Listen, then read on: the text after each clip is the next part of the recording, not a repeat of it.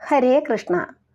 പൊങ്കാല അർപ്പിച്ചാലുള്ള ഗുണങ്ങളെ പറ്റിയാണ് പറയുന്നത്.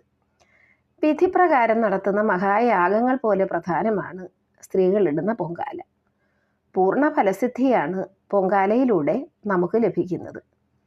പഞ്ചഭൂതാത്മകമായ ശരീരത്തിൽ ഉൾക്കൊണ്ടിരിക്കുന്ന അംശങ്ങൾ ഒന്നിച്ചു ചേരുമ്പോൾ അതിൽ നിന്നുണ്ടാകുന്ന ആനന്ദവും ഭൂമിയെ പ്രതിനിധാനം ചെയ്യുന്ന മണ്ഡലവും അരിയും മറ്റു ഭൂതങ്ങളായ ആകാശം, അഗ്നി, വായു, ജലം എന്നിവയും ചേർന്നതാണ് യഥാർത്ഥ പൊങ്കാല നൈവേദ്യം.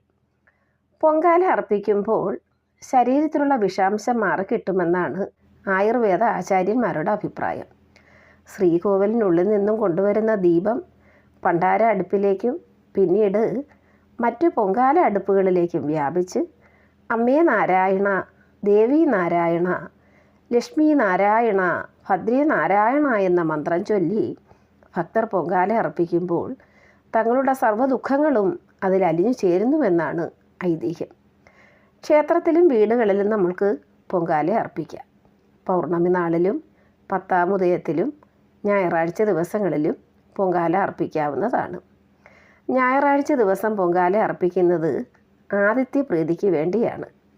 ആദിത്യപ്രീതിക്ക് പൊങ്കാല അർപ്പിക്കുമ്പോൾ നമ്മൾ തലേ ദിവസം ഒരിക്കലുണ്ട്, പിറ്റേ ദിവസം വെളുപ്പിനെ 5-നും 6-നും ഇടയ്ക്ക് വേണം ഈ പൊങ്കാല ആദിത്യദേവന് അർപ്പിക്കാൻ.